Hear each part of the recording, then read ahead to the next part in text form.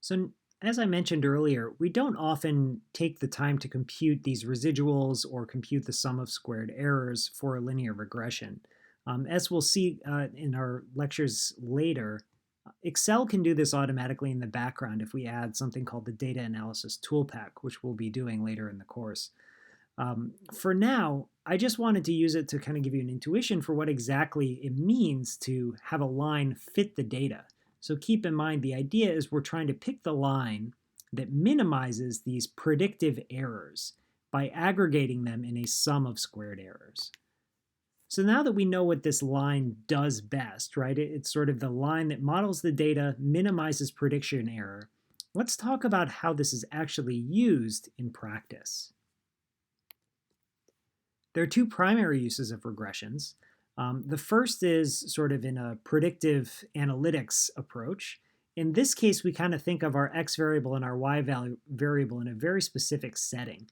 The x variable is usually data that we can get pretty easily, and the y variable is usually something that we're trying to predict. So for example, some x variable data might be, the cost of flour, and what we're trying to predict is the cost of cake, right? So in this kind of setup, if we fit a linear regression line, y regressed onto x, we'll get a regression line and we can make predictions using this y hat value, right? So y hat is just the output by plugging in our x value into that regression line, right? These predictions, we can serve as an estimate for what our response variable or our y variable ends up being. So let's take a quick look at an example here. Suppose we're interested again in the relationship between the price of flour and the cost of cake, and we decide to fit a regression line. So here's what our regression line looks like. You can see that each one of these blue dots is going to be a different data point. It was an observed relationship between this is how much flour cost, price of flour, let's say, per bag, and this is how much cake at a local bakery maybe cost. And you can see that as the price of flour kind of fluctuates, the prices that are set for the cakes is also moving around. There seems to be kind of a general linear relationship, so we would think that we'd have a nice positive correlation here. And if we fit a linear regression, our best fit regression line looks like 4.202 plus times x plus 1.765. So the idea is, suppose we know the price of flour today is 95 cents. Do we have a good estimate for how much the cake is going to cost at that bakery? Well, basically, the idea is to just use our regression line to determine a good estimate for what that price would be. So in this case, what we're going to do is kind of draw up from the 0.95 to the regression line, and then draw over to the y-axis and think about, well, what's the price of cake associated to this input of 0.95? This is the geometric interpretation of just plugging in 0.95 for x inside of this regression line, okay? And the output, the y hat value, is exactly the height on the y-axis here. So it ends up being $5.76. So based on this linear regression, our best guess for what the price of cake would be, given that flour is 95 cents per bag, is about $5.76. And again, what we're representing here is just the geometric analog of plugging in a value for x into a linear equation and getting the output. So in other words, how did I arrive at this 576? Well, I used my regression line, y hat is equal to 4.202 times x, which is the cost of flour, plus the intercept term, 1.765. And all I'm doing here is I'm plugging in my current cost of flour and then doing the computation. This is about $5.76. All right, so it's just literally plugging in to your regression line the x value that you know, and it gives you a prediction for the y value that you're trying to estimate. Now, it's not uncommon that you want to make many predictions, and there's a nice way to shortcut this in Excel that doesn't involve having to do a cell referencing formula. It uses a command called trend. Now, essentially what this does is it takes the inputs of your data values, it takes an input of the new x values you want to make predictions for, and then it spits back all of your y hat values, right? So your best guesses for what the predicted output values of y would be. Now, this is an array-based command, much like the frequency command that we encountered earlier in the class back in Unit 1. So we do have to apply this in sort of a very specific order, right? The first thing we want to do is create a column of the x values we want to use for predictions. For the purposes of this class, I usually provide that, but in the future, you might want to make predictions of your own. So you're going to list out what x values you want to use to make your predictions. You highlight the cells next to that column. You leave it highlighted, type out the command. Known x's and known y's, these are the y and x variable measurements from your data. New x's is the column you just made, and then typically we set our last argument to 1. This indicates that we do want a unique intercept term. And then most importantly, you have to hold Control and Shift down when you hit Enter. So let's jump over to our workbook again, into example 2, and let's demonstrate using this trend command.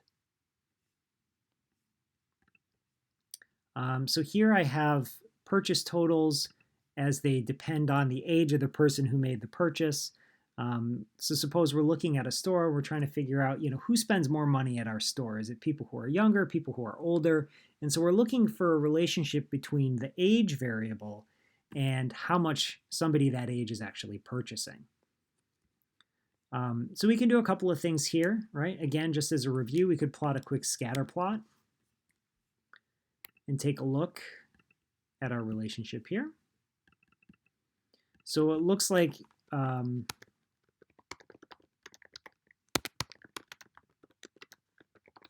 we have a medium strength linear relationship here, right? There is some variation, but more or less these things seem to be following a nice linear relationship, a nice line. We can put axis labels if we want. Remember, you can do a lot of stuff from this add chart element. Right, so we could build this out very nicely. And we could add an x-axis label. Oops, I already did that. No, anyways. So you can add labels to this. Purchase totals are on the vertical axis, and we're trying to predict this based on the age of the person, which is on the horizontal axis. And it seems like, in general, that the trend is a negative trend. We would have a negative correlation here, which essentially means that as you get older, you're less likely to spend a lot of money at this particular store. So it's primarily the younger people who are spending more money at this particular store. Again, we can add a trend line to this. And we want to make sure that we display the equation and the r-squared value on the chart. So you can see a couple of things here. First of all, our r-squared value, which is a 0.5637, this is much weaker than our example 1, which had an r-squared of 0.93, much closer to 1. So we have a weaker relationship here, but we do get a nice slope of negative 1.15, telling us that this is a negative trend, right? This is a negative correlation, and an intercept of 221.81. And then again, just to keep reviewing what we already know, we can find our Pearson correlation coefficient using the Pearson command.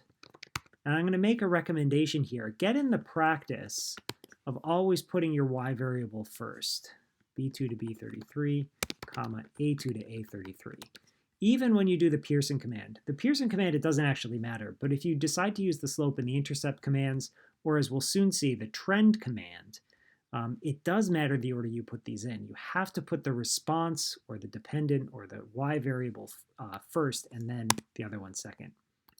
So again, we've got an r-squared value of negative 0.75, indicating we have a negative relationship, and it's relatively strong, but not quite as strong as some of the other ones we've seen. Okay, so as a quick review, we want to make predictions for the following ages. So we know 3 people are coming to the store. One is aged 22, one is aged 85, one is aged 87. We want to predict how much money are they going to spend, and then we can sort of move from there. So we already have our column of input values, ages in this case, that we want to use to make our predictions. So that's sitting here. We're going to put the answers to our trend command next to them. So these will be our predicted purchase totals. So what we're going to do is step 2, highlight the cells next to the column that you want to make predictions for. Then it says, without clicking, type in your trend command.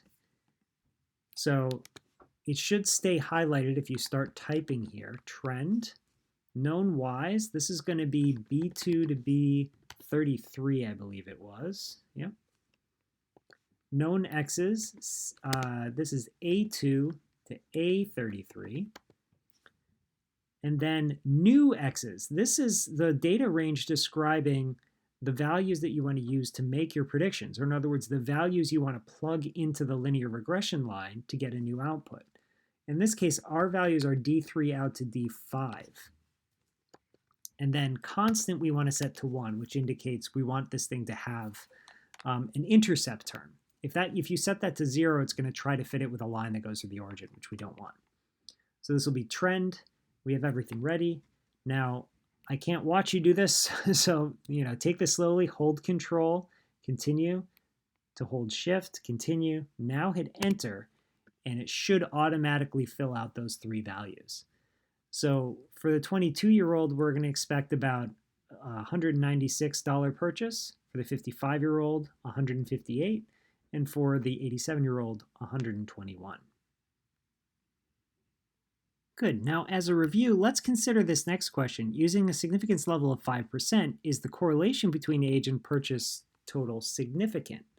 Now, remember, to do this, at least for today, we're going to need that correlation p-value Excel workbook that I handed out in your week 12 materials. It's also in your week 13 materials. But essentially, it's just an Excel workbook where we get to input some of our, for example, our correlation coefficient and our sample size, and it'll automatically do the p-value computation for us. I have this already open. This is what it ends up looking like. So we need the correlation coefficient, we need our sample size, and we already have a significance level set to 5%. So let's quickly just compute our sample size, and then we'll be able to plug these values in and figure out whether this is significant. We're doing the hypothesis test here for correlation at the population level. So remember, when getting the sample size, you only want to select one of your variables because you're really just trying to count the rows.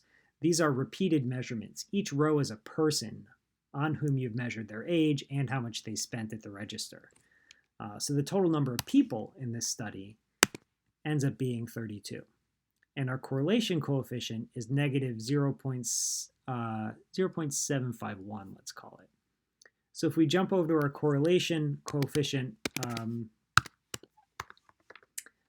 p-value workbook, negative 0.751, sample size 32 is already there, significance level of 5%.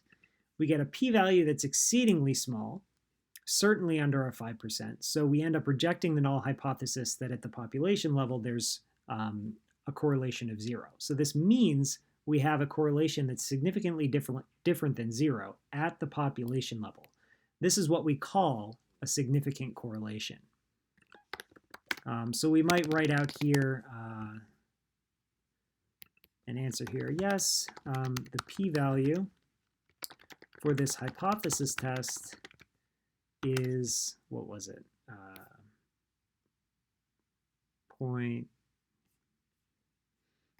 Let's just say is well below the significance level of 0.05.